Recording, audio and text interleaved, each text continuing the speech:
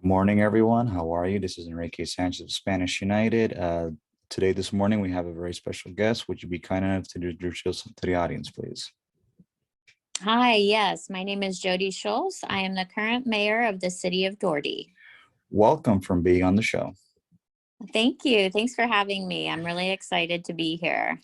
As we spoke per email, I wanted to ask you about, the overall progress of the city. And one of the things that we're interested in knowing is what are the Hispanic contributions to the city of Duarte? So in general, our population, we have a large Hispanic population. And so we try to partner with the school district to make sure that we have opportunities to share across for all the youth and their parents, especially people who may not feel comfortable reaching out for services due to immigration status and things like that. So we really try to create a safe environment and provide resources for people who need it. And then we also have programs for our teens. We have a teen center.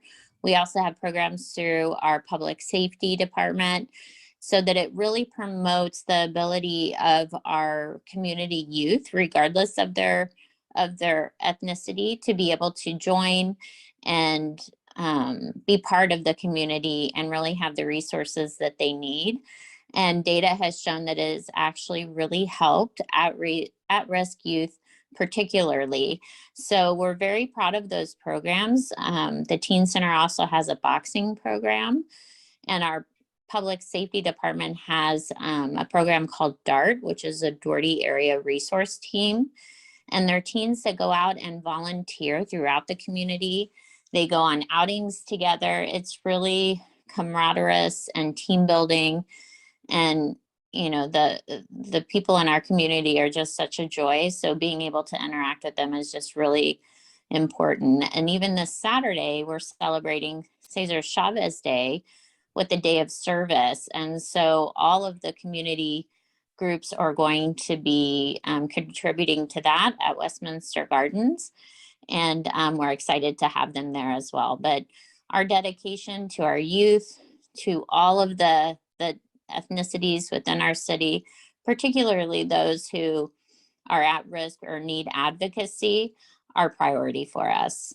That's very good, because one of the things that is a concern, particularly with the youth, is not having the resources and the opportunities. And it's very important that they have places where they could go. Like you said, you have a teen center, which is good because unfortunately not too many cities that have a large Hispanic majority have those resources. And I really commend you for having a center like that for them to keep themselves busy, because one of the things why a lot of the youth get in trouble is primarily that they don't have any place to go when they come out of school, because most of their parents are out working and there's nobody at home. So that's very important. I really commend you for that. And also, yeah, you're welcome. And also the another issue that we do with Spanish United is that we are a Hispanic civil rights, human rights organization, and we primarily focus on Hispanic advocacy and focusing on looking after the homeless, the destitute, people that are at risk, because there are many Hispanics, like you said, that because of their status, they don't know where to go for resources. And sometimes many of them fall through the cracks. So we go on an individual basis out into the field. We take an intake on what's going on with them, and then we try to get them with the resources that they need. And we also provide like food, water, medicine, and supplies for those that need it right away. And we try to get them where they need to get, because many Hispanics, even though we are the largest minority in the country, we are very much invisible, and many of us don't have the adequate representation that we should be getting. And I really commend that that you're reaching out to the Hispanic community as much as you can, because there's many cities that unfortunately they don't do it. We're very proud of our city and all of the people in it. We have Another program that I didn't mention, Mr. Ray Abernathy, who's part of public safety, he actually has a group called the A Team, which is actually even younger kids than teens. So we try and focus on our youth at the earliest stage possible to give them the resources that they need and advocate for them. So we just had Oscar De La Hoya come to our boxing program this past Wednesday, I'm sorry.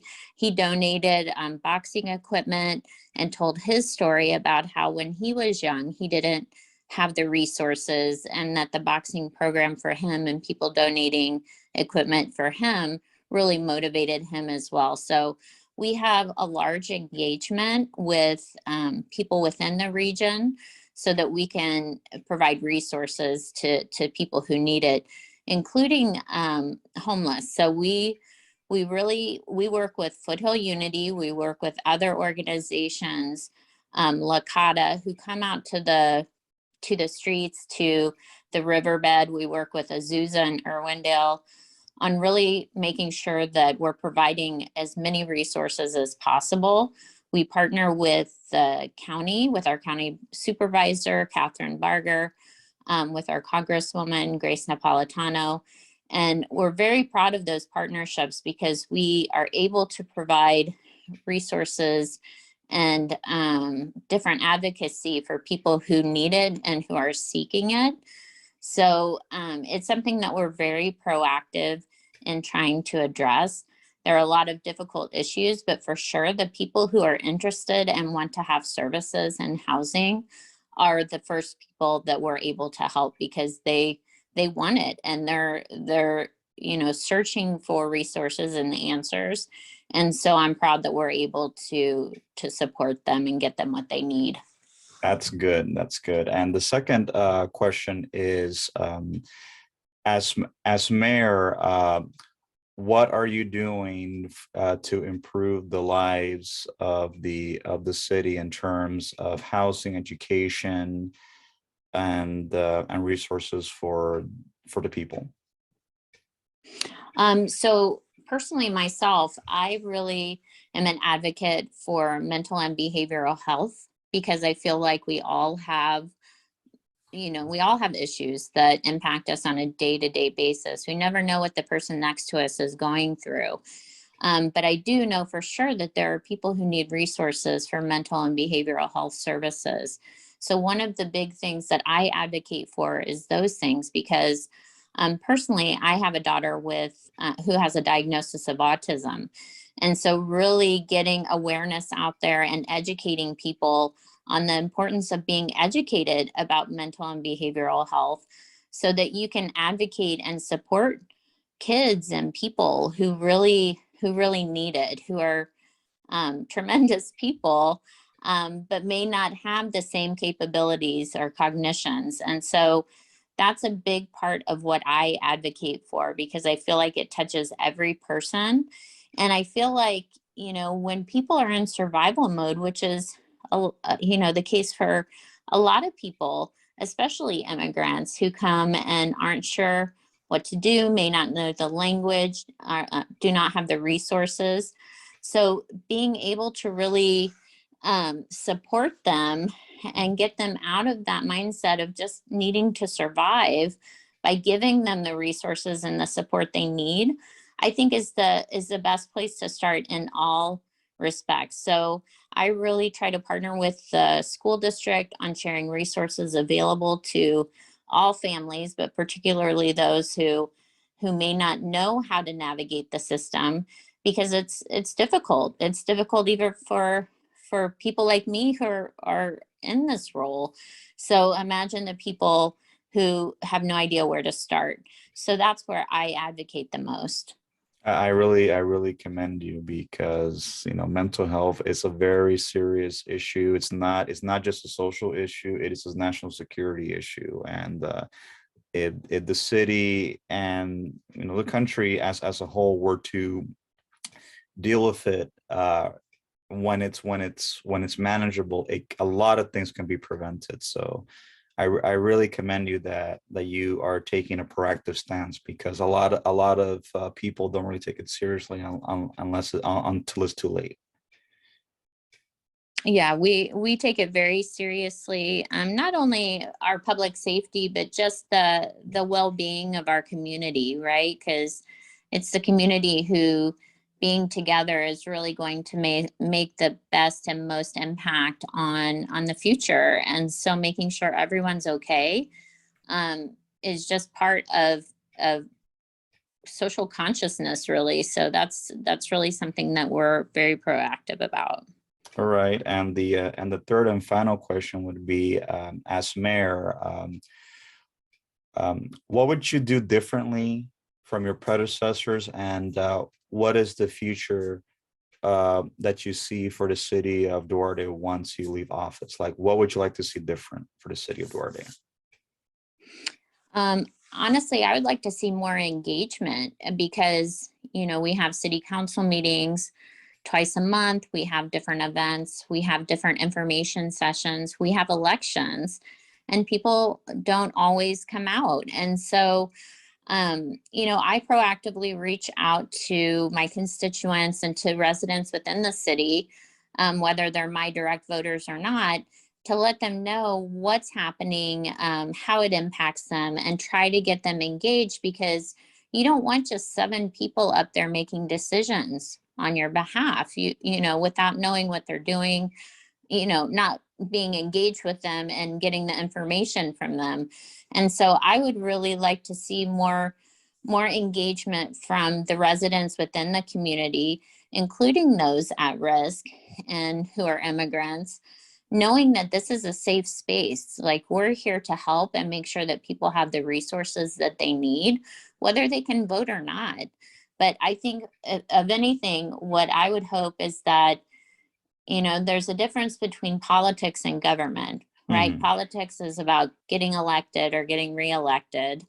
But government is really what we're trying to do to impact our local community and improve their lives and make things better for them.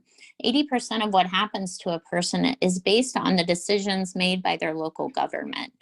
But they'll go out and they will vote for the president of the United States, but maybe not their local city council member. And so I really encourage people to realize that this is their community. They have to have a voice and should have a voice. And so that's what I really, more than anything, would love to see change, from even before me, hopefully after me, really the public being engaged and coming out and advocating for themselves, or finding people who can advocate for them, including me. That's my role. I'm a public servant. I have a day job, but this is an elected volunteer public servant role. And I do not get paid for doing this. I get a stipend, a monthly stipend, but it's not anything to write home about. So it's truly a public service position. And so that's what we're here for. And that's what I hope that residents know and will take advantage of. Perfect. We come to the end of our time. I want to tell you, Mayor, thank you so much for being on the show. I truly appreciate it. And for your listeners on your side in City of Duarte, anyone that wants to reach out to me of Spanish United, we are on social media: Spanish United, Facebook, Instagram, Twitter, and YouTube. Anyone that wants to, make a donation, it's appreciated. And as soon as I'm done, I will text you the link, and you could share it to whatever platform you want to share it to. Great. Thank you so much. I really appreciate your time. And if you need anything or have other questions, or if any of your listeners have any questions, please feel free to reach out to me. Definitely. We'll definitely keep in touch, Jody. Have yourself a wonderful afternoon. You too. Thanks so much. Bye-bye. Bye-bye.